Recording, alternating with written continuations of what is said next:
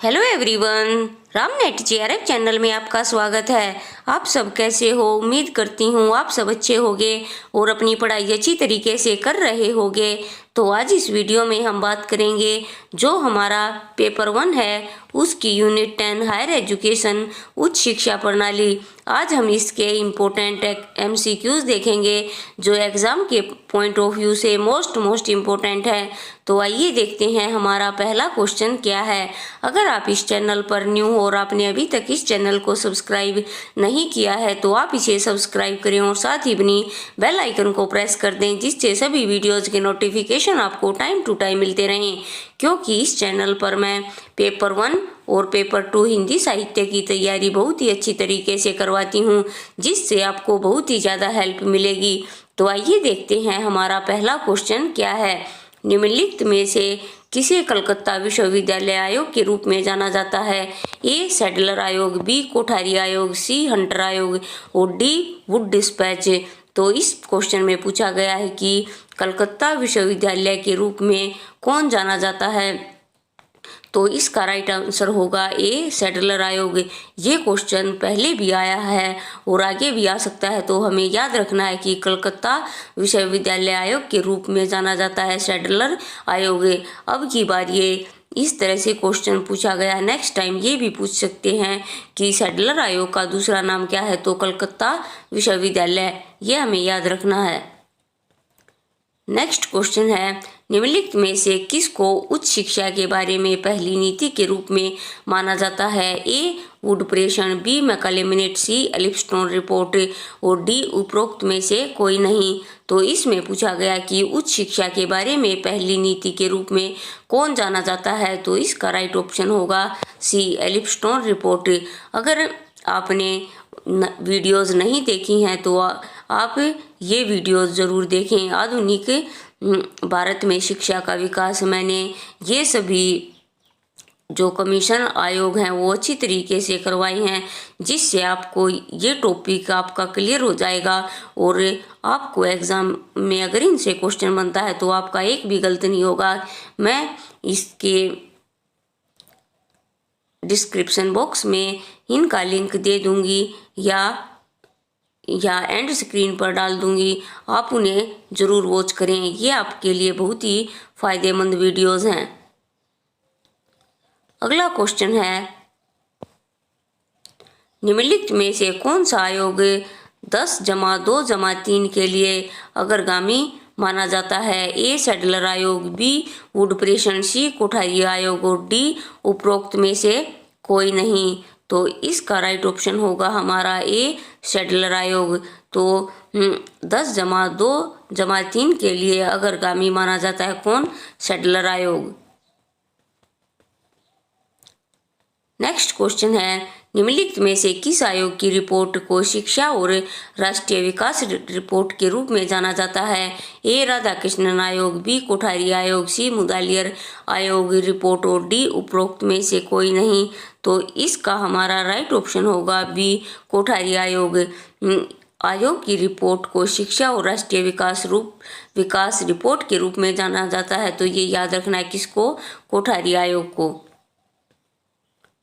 Next question है, निम्नलिखित में से किसकी अध्यक्षता में वर्ष 1972 में 10+2+3 शिक्षा संरचना पर राष्ट्रीय विकास समिति की स्थापना की गई? Doctor P.D. Shukla, doctor D.S. Kothari, C doctor Radhakrishnan या डी उपरोक्त में से कोई नहीं। तो इसका हमारा पांचवे का राइट ऑप्शन होगा ये doctor P.D. Shukla. Next question है, छठा, स्वतंत्रता के बाद सरकार या उसकी एजेंसियों द्वारा कई आयोग स्थापित किए गए जिनका वर्णन नीचे दिया गया है। इन आयोगों को उनके स्थापित किए जाने के पहले से या बाद के क्रम में लिखिए। तो ऑप्शन है विश्वविद्यालय शिक्षा आयोग, माध्यमिक शिक्षा आयोग और उसके बाद है शिक्षा आयोग, नीचे कूट दिए गए हैं। ए तीसरा, दूसरा और पहला, बी दूसरा, पहला और ये तीसरा आएगा, उसके बाद है पहला, दूसरा और तीसरा, डी पहला, तीसरा और दूसरा। तो इसका हमारा छठे का राइट ऑप्शन होगा सी, पहला, दूसरा और तीसरा।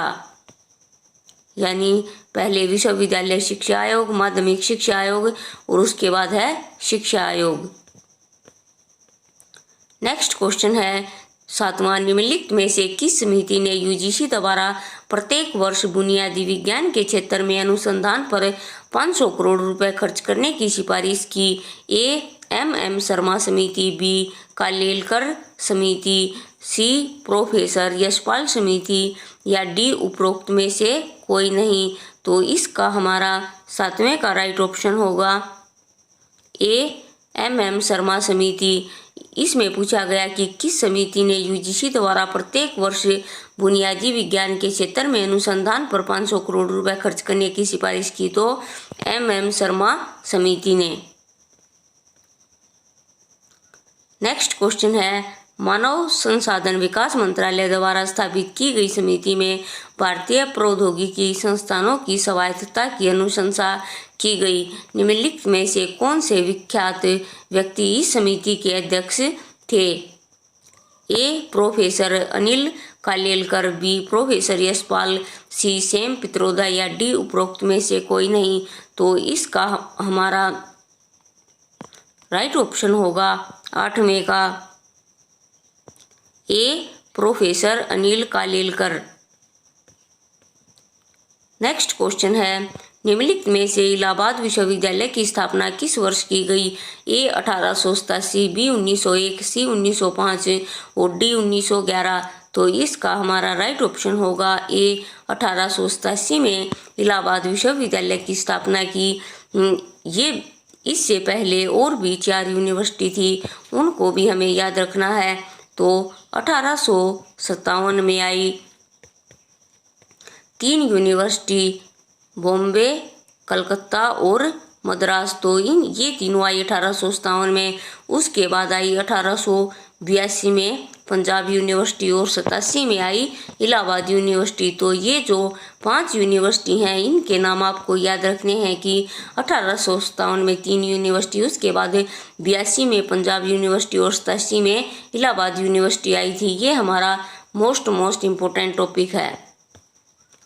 नेक्स्ट क्वेश्चन है और ये हमारा लास्ट क्वेश्चन है, निम्नलिखित में से कौन सी संस्था वर्ष 1945 में अलीगढ़, बनारस, दिल्ली केंद्रीय विश्वविद्यालय की कार्य पद्धति को देखने के बाद स्थापित की गई थी? ए, विश्वविद्यालय अनुदान आयोग, बी, विश्वविद्यालय अनुदान समिति, सी, इंटर यूनिवर्सिटी बोर्ड और डी, भारतीय विश्वविद्यालय संघ। तो इसका हमारा राइट ऑप्शन होगा बी, विश्वविद्यालय अनुदान समिति। 1945 में अलीगढ़, बनारस, दिल्ली विश्वविद्यालय, बनारस और दिल्ली केंद्रीय विश्वविद्यालय की कार्य पद्धति को देखने के बाद इसको स्थापित किया गया, विश्वविद्यालय अनुदान समिति को। तो फ्रेंड्स, आज हमने इसमें 10 MCQs किए हैं। ये MCQs आपको कैसे लगे और आप किस टॉपिक पर वीडियो चाहते हो, ये भी मुझे कमेंट बॉक्स में कमेंट करके ज़रूर बताएं। तो इस वीडियो को लाइक करें, चैनल को सब्सक्राइब करें और इसे ज़्यादा से ज़्यादा शेयर करें। जो भी स्टूडेंट्स हिंदी मीडियम से पेपर 1 की तैयारी कर रहे हैं, सभी को इन वीडियोज़ का लाभ पहुँचे। आप सभी वीडियो तो वॉच करते हो लेकिन सब्सक्राइब और शेयर नहीं करते, तो प्लीज़ आप इस चैनल को ज़्यादा से ज़्यादा सब्सक्राइब करें और ज़्यादा से ज़्यादा इसे शेयर करें, जिससे जो भी स्टूडेंट्स पेपर 1 की तैयारी कर रहे हैं सभी को इन वीडियोज़ का फ़ायदा मिले और मुझे भी मोटिवेशन मिलेगा, जिससे मैं आपके लिए और भी अच्छे अच्छे वीडियो लाने का प्रयास करूँगी। तो फ्रेंड्स, आज के लिए इतना ही। मिलते हैं और नए इम्पोर्टेंट और इंटरेस्टिंग MCQs के साथ। Thank you.